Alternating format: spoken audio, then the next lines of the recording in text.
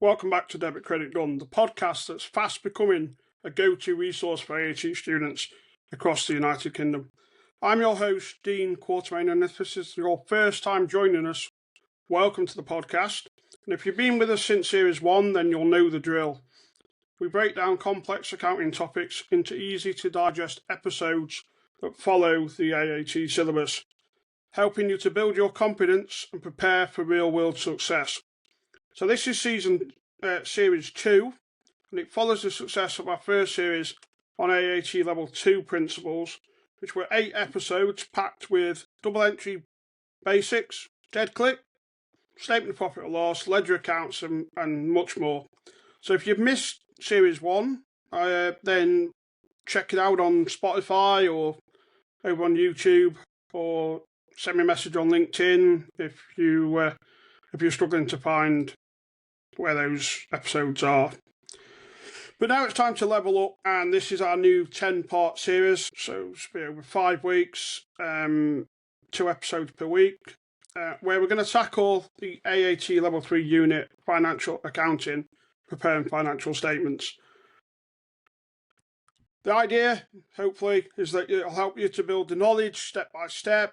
It's going to be quite interactive, hopefully, allow you to some interactive examples, touch on the exams and what's required in there, and just hopefully allow you to build some skills over the next 5 weeks that will help you when you come to sit this unit, or as a refresher for people that have already sat the unit. So before we get into too much detail, I just want to look a little bit around where this unit fits within AAT and why it's important. So obviously we're leveling up from level 2. So at level 3 the stakes are a little bit higher than they are at level 2.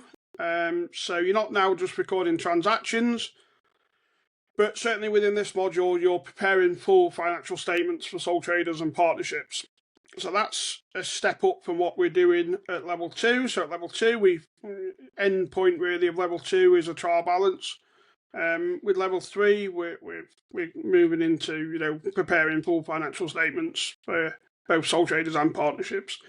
So that means pulling together a trial balance, which is something that we've done in level 2, applying adjustments for things like accruals, prepayments, depreciation, and producing complete and professional statements of profit or loss and statements of financial position for sole traders and partnerships.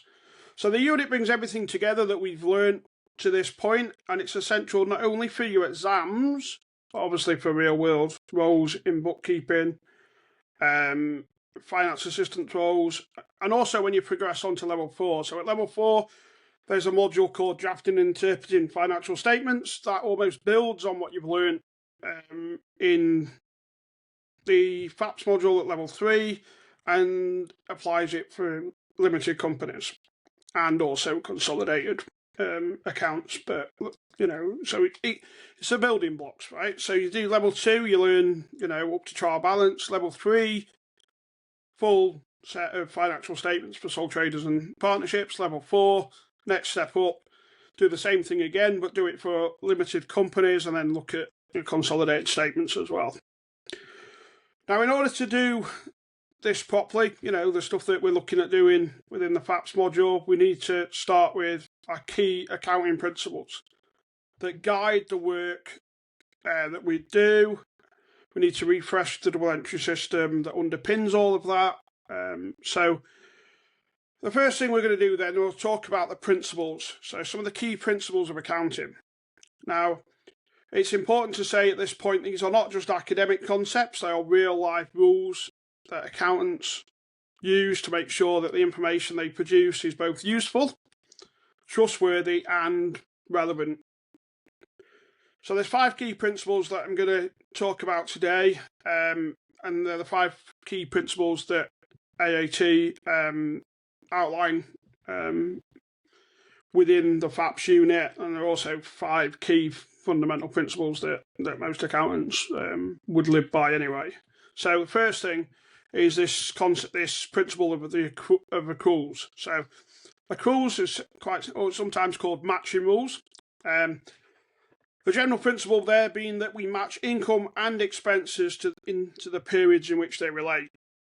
So it's not about when cash changes hands, it's about when was that, what period did that income relate to, and what period did those expenses relate to, regardless of whether or not we've actually received the income and whether we've actually paid the expense. That, in many ways, is not relevant. What's relevant is when did we incur the expenses and when did we earn the income.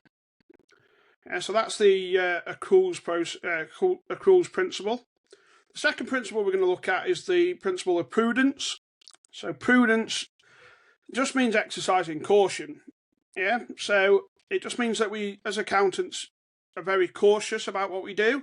So we account for losses, likely losses, early in the process, and we only recognise gains once we've got certainty. I.e., only recognise, income once there's certainty we're going to earn that income, and if we believe that we're not going to get paid for something, for example. So let's say we've invoiced a customer and the customer is not paying us for whatever reason and potentially goes into administration. Well, going to administration, it's right that we are prudent and recognise the losses, because the chances are, once the administration process, we're not going to get any money, are we? So it's wrong that stays in receivables, for example. We want to check it out, don't we? Irrecoverable debt. We're not going to get the money. So prudence is really around us being cautious, only recognising gains when we're certain we're going to get them, and being very cautious about losses and recognising those early. Now, the third key concept really is around consistency. So, having worked in the accountancy sector for a number of years, this is one thing that's really key. It's because one thing we want to be able to do with financial statements is compare across periods, and also maybe compare with other businesses within the same sector. So what we want with consistency is to apply the same methods across periods, unless there's some sort of solid reason to change. So it might be a change in accounting policies and accounting, without getting into too much detail, things like IFRS standards may change and may require us to do things in a different way to be compliant with the standards. That's a solid reason to change. An unsolid reason to change is just, I thought it was a good idea to change something. Well, the problem with change is that you then can't compare. And we want to be able to do that, don't we? We want to be able to compare this year's financial results to last year's financial results. So that's the concept of consistency. The fourth concept then, or principle, is this of going concern. So going concern assumes the business will keep trading, for the foreseeable future, and accounts should be prepared on a going concern basis, unless there's strong evidence that the business will not continue to trade for the foreseeable future, which, there could be evidence to suggest that. But if there is evidence to suggest that, then that's we don't prepare standard financial statements. We'd look at it through a different lens, wouldn't we? And then finally, the final principle, materiality. So it's really about focusing on what matters. So small immaterial items don't require additional detailed treatment. If they won't influence decision making. So the example that I use in the classroom is a stapler.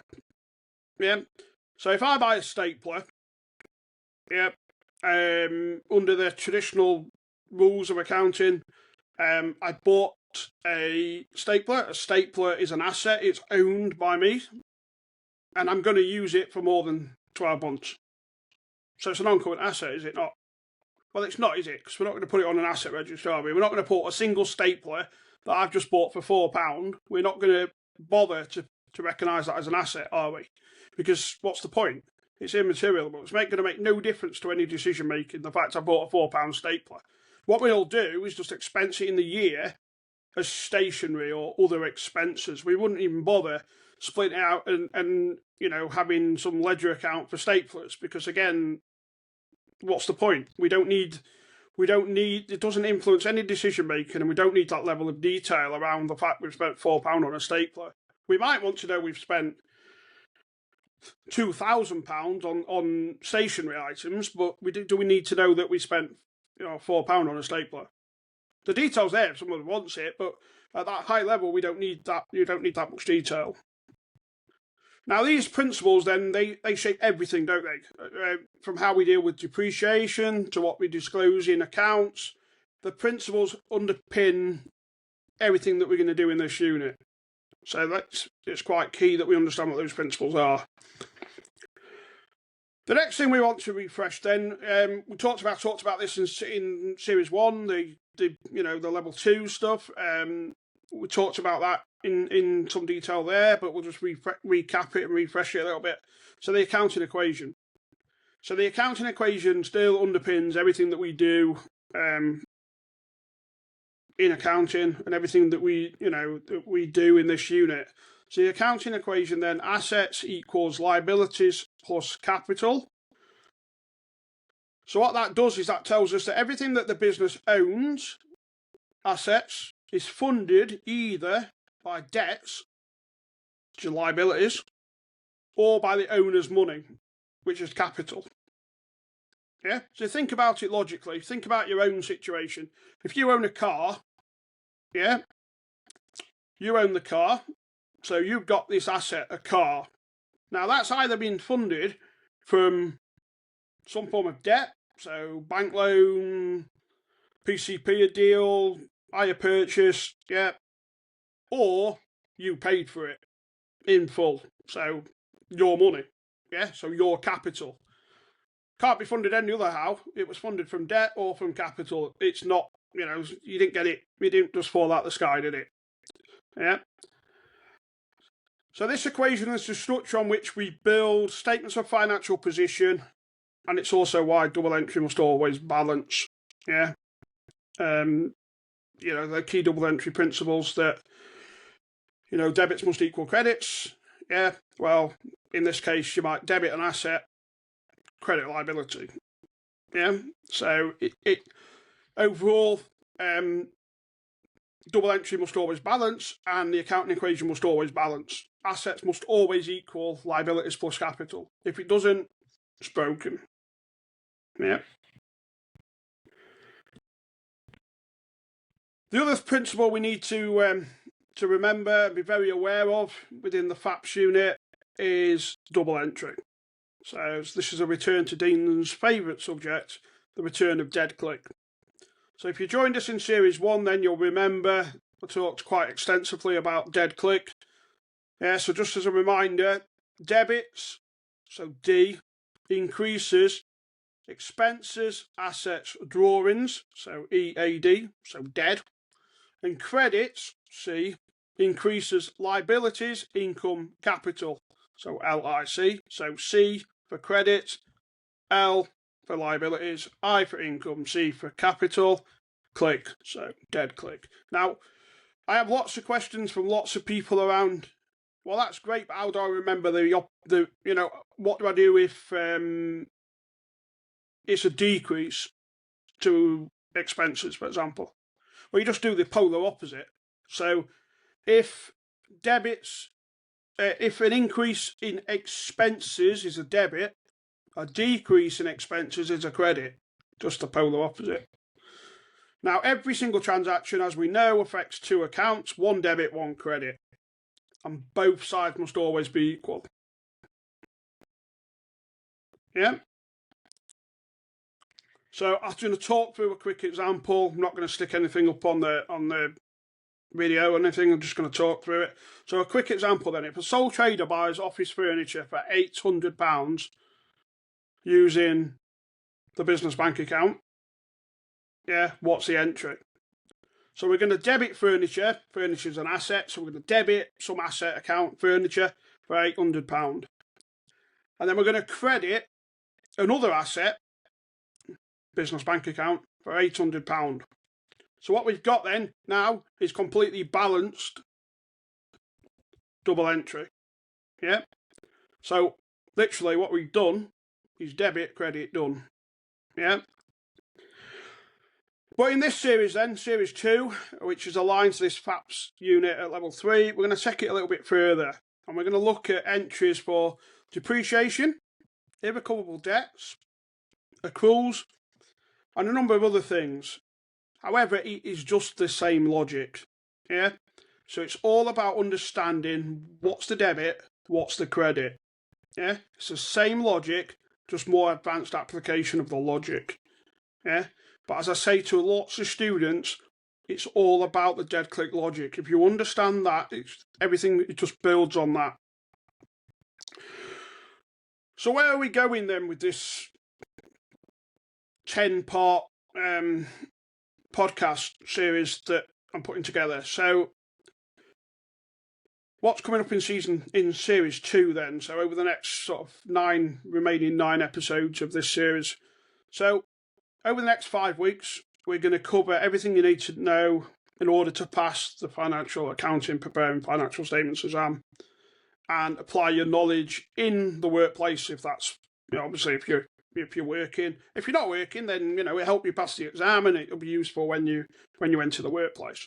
So we're going to include a number of things. The trial balance, which we've looked at a little bit in series 1, but we'll look at again in a bit more detail. We're going to look at depreciation and non-current assets. So we're going to look at what are non-current assets, and what's the accounting treatment for non-current assets, and then we're going to look at this concept of depreciation. So how do we depreciate non-current assets? What is depreciation? What are the different types of depreciation? How do you calculate it? We're going to cover all of that. We're then going to look at 2 things that students get very concerned about, but are actually fairly straightforward concepts. We're going to look at accruals and prepayments. So we're going to look at what they are, why they're important, and what they really mean. Yeah. And then as we build towards the latter stages of the series, we're going to look at final accounts for sole traders and partnerships. So what's required there in terms of financial statements for sole traders and partnerships. We're going to look at some ratio analysis. Yeah, so part of this unit looks at ratio analysis and interpreting financial ratios. We're going to look a little bit at that. And then we're going to look at incomplete records. So part of the unit and part of the real world is that you don't always get all the information you need. You get most of the information you need, and you might have to fill in some of the gaps. So that's what incomplete records is all about. It's almost being able to, you've got 80% of the picture. Well, with that, can you work out the bits that are missing? In some cases you can, and we're going to look at some of that over the course of the next 5 weeks. The whole of what I do here is linked to the AAT syllabus, and it's all designed to build your knowledge and confidence that when you go and sit this exam, you'll be successful. So just as a quick recap then, what have I covered today? This is season 2 of my podcast, Debit, Credit, Done. And it follows our 8-part successful launch series 1, where we talked about some basic accounting principles, mostly aligned to the level 2 AAT qualification. And what we're going to learn then in this series 2 that's aligned to level 3 FAPS, we're going to learn how to prepare full financial statements and not just be able to record entries into ledger accounts, for example. Okay, remember, we've talked about accounting's guided by a bunch of principles. Yeah, just a few. Yeah, accruals. Yeah, so an accruals principle: prudence, going concern, materiality, and consistency. The 5 key underpinning principles of accounting. One thing I can't stress enough is the accounting equation still rules what we do. Yeah, the accounting equation needs to balance. It rules the structure of the statements, especially the statement of financial position. The statement of financial position is the working example of the accounting equation. Yeah, remember, accounting equation, assets equals liabilities plus capital. Yeah. And then remember double entry. Double entry really underpins everything we do. Double entry is a tool, keeps everything balanced. Yeah. And if we understand that key core understanding of dead click, then this unit is not something to be scared of. Yeah. Dead click is the key thing. If we understand that, then we'll fly on this unit. Yeah. So I want to set a quick challenge then before Thursday's episode. So before the next episode on Thursday, then what I want you to do is write out the accounting equation from memory, and then think of 3 simple business transactions. I don't know, like the paying of rent, maybe buying of inventory, receiving of income, and try and write debit and credits for each of those 3 examples using dead click.